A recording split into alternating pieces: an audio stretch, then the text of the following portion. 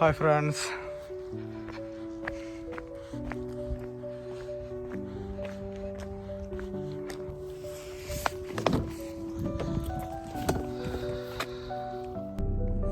Hi friends, ഇന്ന് ഒരു assessment day ആണ്. അപ്പോൾ ഒരു നേരം വിളിക്കണുള്ളൂ. സമയം 6:14, 7 o'clock അസസ്മെൻറ്റ് പറഞ്ഞേക്കുന്നത്. അവിടെ ഹാഫ് ആൻ അവർ ഡ്രൈവ് ഉണ്ട്. അവിടെ ഒരു 15 minutes മുന്നേ എത്താമെന്ന് പറഞ്ഞിട്ടുണ്ട്. നേരം വിളിത്തല്ലോ, ഞാൻ വണ്ടി കാണാം.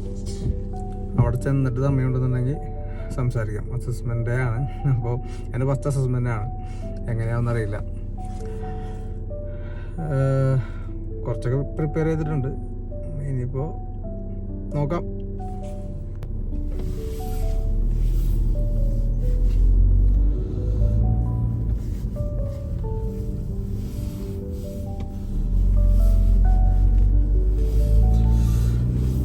നേരം വെളുത്ത് വരുന്നുള്ളൂ.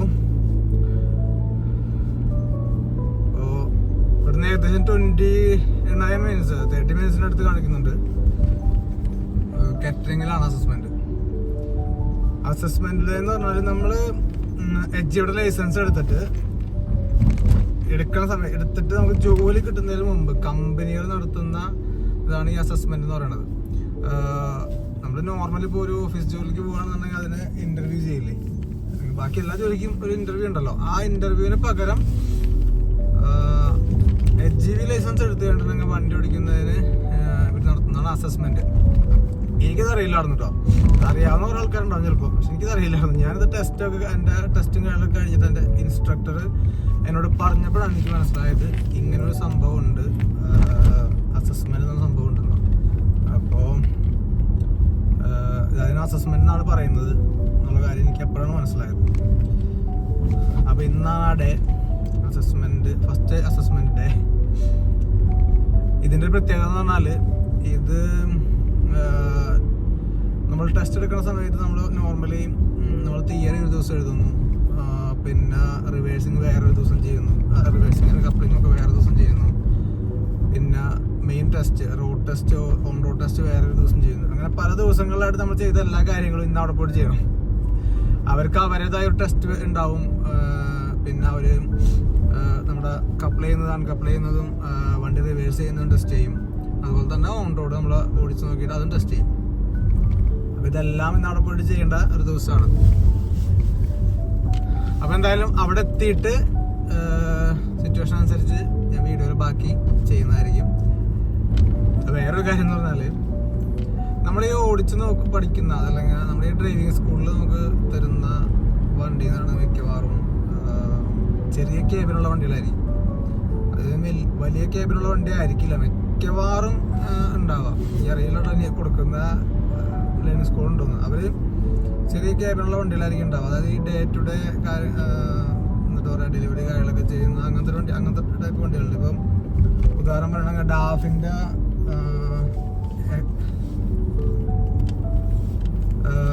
XC, അതുപോലെ ഡാഫിൻ്റെ XF-ഉം XG ഒക്കെ വലിയ വണ്ടികളാണ്. പക്ഷെ XC-യിലാണ് ഞാനെടുത്തത്. അപ്പോൾ അത് കുറച്ചുകൂടി ചെറിയ വണ്ടിയാണ്. അപ്പോൾ അതുപോലുള്ള ലോറിയിലായിരിക്കും നമുക്ക് ടെസ്റ്റൊക്കെ ഉണ്ടാവുക. പക്ഷെ ഇത് കഴിഞ്ഞ് നമ്മൾ ഈ അസസ്മെൻ്റൊക്കെ പോവുക ചിലപ്പോൾ അവരുടെ അടുത്തുണ്ടാവുന്ന വണ്ടി എന്ന് പറഞ്ഞിട്ടുണ്ടെങ്കിൽ ഹ്യൂജ് വണ്ടിയായിരിക്കും. ഭയങ്കര വലിയ അത്യാവശ്യം നല്ല വലുപ്പമുള്ള വണ്ടിയായിരിക്കും. അപ്പോൾ നമ്മളതിൽ കയറി ഇരിക്കുമ്പോൾ തന്നെ നമുക്ക് നമ്മുടെ ആ ഒരു ഡിഫറൻസ് ശരിക്കും നമുക്ക് ഫീൽ ചെയ്യും.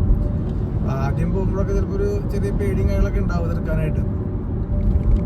ഇനി വരുന്നിടത്ത് വെച്ച് കാണാം. എന്തായാലും സംഭവത്തിലേക്ക് ഇറങ്ങി ഇപ്പോൾ വരുന്നിടത്ത് വെച്ച് കാണാം. പിന്നെ അസസ്മെന്റിന് പോകുമ്പോഴുള്ള കുറച്ച് ടിപ്സ് എനിക്ക് എന്താ ഇൻസ്ട്രക്ടർ പറഞ്ഞു തന്നത്. അപ്പോൾ അത് കഴിഞ്ഞിട്ട് ടെസ്റ്റ് കഴിഞ്ഞിട്ട് തിരിച്ചു വരുന്ന വഴിക്ക് പുള്ളി എനിക്ക് പറഞ്ഞ ഒരു ടിപ്പ് എന്ന് പറഞ്ഞാൽ, നീ ഹൈവേസും കൊണ്ടിട്ട് പോകുമ്പോൾ ഹൈവേസ് എപ്പോഴും നീ കുറച്ച് ചെളിയൊക്കെ ആക്കിയിട്ട് കൊണ്ടുപോവാ. കുറച്ച് മുഷിഞ്ഞ ഹൈവേസ് കൊണ്ടുപോവാ. പഴയ ഹൈവേസ് ഉണ്ടെങ്കിൽ അത് കൊണ്ടുപോവാ. ഹൈവേസ് ഓൾറെഡി ഉണ്ടായിരുന്നു, ഞാൻ ആമസോണിൽ ഡെലിവറി ചെയ്തിട്ടുണ്ട്. അപ്പോൾ അത് ഇല്ലാന്നുണ്ടെങ്കിൽ പുള്ളി പറയാറുള്ളത് ഗാർഡനിലൊക്കെ പോയിട്ട് കുറച്ച് ചെളിയൊക്കെ ആക്കിയിട്ട് കൊണ്ടുപോകാം. കാരണം അവർ പുതുപുത്തൻ ഹൈവേസ് ഒക്കെ ചെയ്യുന്നുണ്ടെങ്കിൽ അവർക്ക് തന്നെ മനസ്സിലാവും ഇയാൾ ഇങ്ങനത്തെ ഒരു വർക്ക്, അതായത് ഈ ഡെലിവറി വർക്കോ അല്ലാന്നുണ്ടെങ്കിൽ ഈ കമ്പനികളിലൊക്കെ വർക്ക് ചെയ്യാത്ത ഒരാളാണെന്ന് മനസ്സിലാവും. അപ്പോൾ ഓൾറെഡി നമ്മളവർക്ക് ഏജൻസിയിൽ തന്നെ അവർക്ക് CV കാര്യങ്ങളൊക്കെ കൊടുക്കുന്നുണ്ട്. എന്തോരം പ്രാക്ടിക്കൽ സംഭവം ഇതിലെന്തോരം സത്യം ഉണ്ടെന്ന് എനിക്കറിയില്ല കേട്ടോ. പുള്ളി എൻ്റെ അടുത്ത് പറഞ്ഞ കാര്യം ഞാൻ ഷെയർ ചെയ്യുന്നുള്ളൂ. അപ്പം അങ്ങനെ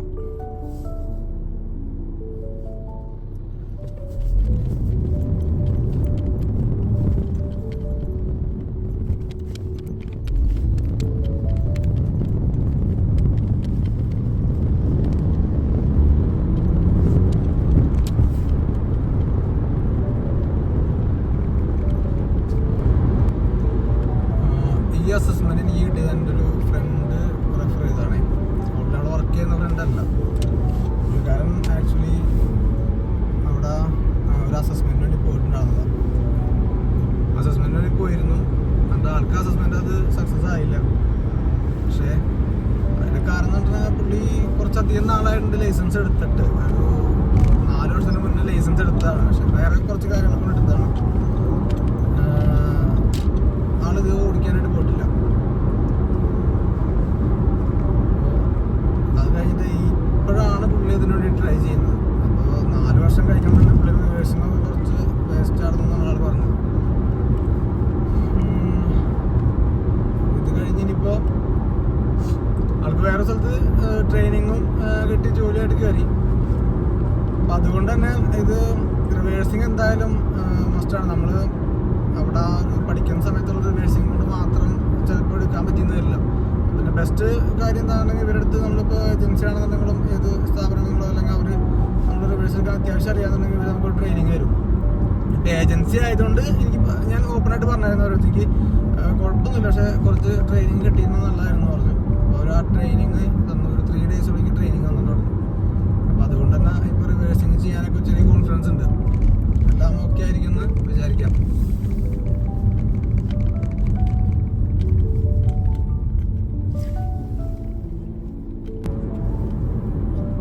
ചെറിയ മഴ പെയ്യുന്നുണ്ട്. ചെറുതായിട്ടുള്ളൂ, ചെറിയൊരു ചാറ്റൽ മഴയുണ്ട്. അപ്പം ആ മഴയുടെ റോഡ് വെറ്റായിട്ട് എടുക്കുന്നുണ്ട്. ഈ റോഡ് വെറ്റായി കിടക്കുന്നതൊക്കെ ഒരു പ്രശ്നമാണ്. റോഡ് വെറ്റായി കിടക്കുമ്പോൾ നമ്മൾ നോർമലി വലിയ വണ്ടിക്ക് 4 സെക്കൻഡാണ് ഡിസ്റ്റൻസ് കീപ്പ് ചെയ്യേണ്ടത്. കാറിനാണെങ്കിൽ അത് 2 സെക്കൻഡാണ്. നോർമൽ കാർ എടുക്കുന്നവർക്ക് അറിയായിരിക്കും. അപ്പം ഇതിന് ഡ്രൈ കണ്ടീഷനിൽ ഇതിന് 4 സെക്കൻഡാണ്. അപ്പോൾ വെറ്റ് കണ്ടീഷൻ ആകുമ്പോൾ ഇതിനതിൻ്റെ ഡബിൾ ചെയ്യണം എന്നുള്ളതാണ്. അപ്പോൾ നോർമലി കാറിനാണെന്നുണ്ടെങ്കിൽ അത് ഡബിൾ ചെയ്തിട്ട് 4 സെക്കൻഡ് ആവും. ഇപ്പോൾ വെറ്റ് കണ്ടീഷൻ ആയതുകൊണ്ട് 8 സെക്കൻഡിലേക്ക് മാറുമായിരിക്കും. കുറച്ച് ഡിസ്റ്റൻസ് ഇട്ട് ഓടിക്കണം പുറത്ത് ഓടിക്കുന്ന സമയത്ത്. ഇതൊക്കെ നമ്മൾ മേക്ക് ഷുവർ ആയിട്ടുള്ള കാര്യങ്ങളാണ് ഇത് പോകുമ്പോൾ.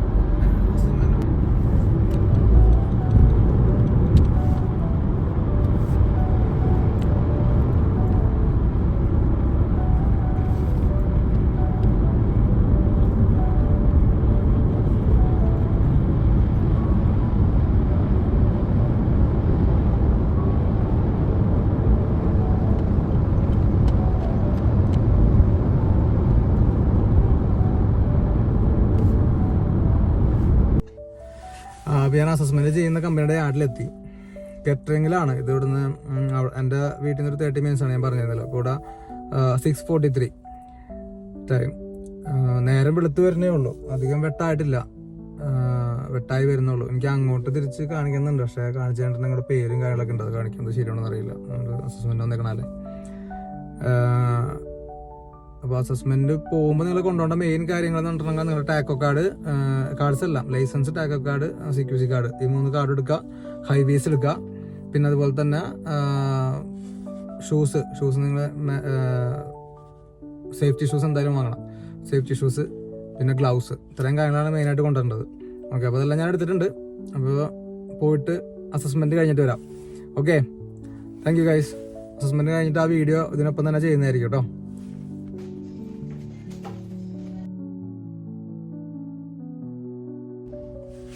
ഇപ്പോൾ സമയം 8:45. ഞാൻ ഇടയ്ക്ക് കയറിയിട്ടുണ്ടാകുന്നത് 6:45 അസസ്മെന്റ് ഏകദേശം ഒരു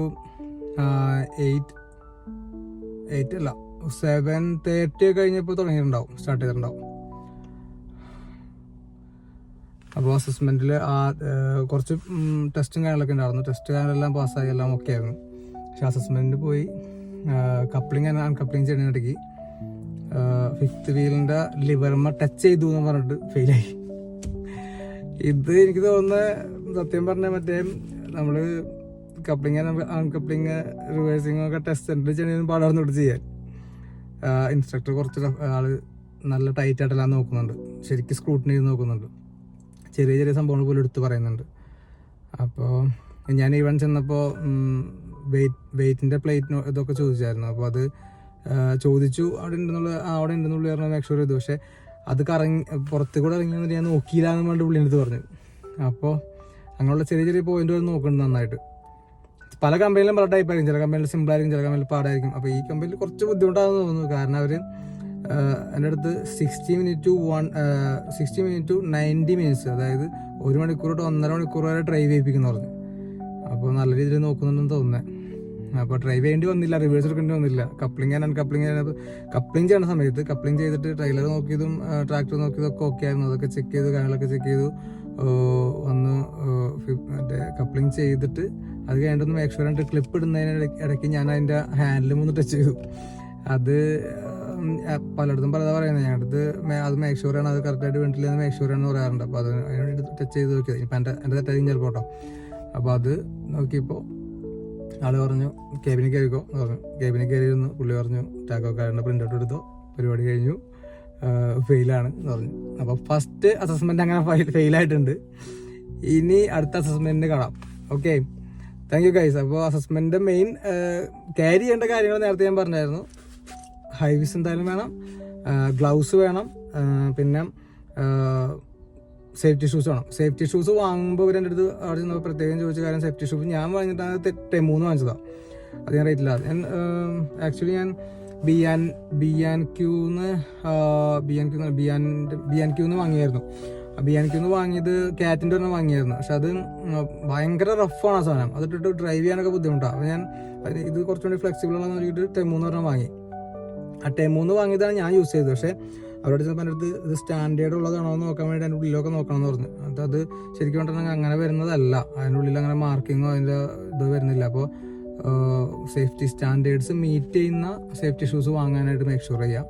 ഓക്കെ, ഇത്രയും കാര്യങ്ങളാണ് നമ്മൾ കൊണ്ടുപോകേണ്ടത്. പിന്നെ നമ്മുടെ tacho card, licence, CPC card, ഇത്രയും കാര്യം ചെയ്യാം. അപ്പോൾ ഗൈസ് വീണ്ടും കാണാം അടുത്ത അസസ്മെൻറ്റ് പോകുമ്പോൾ. വീണ്ടും അടുത്ത വീഡിയോ.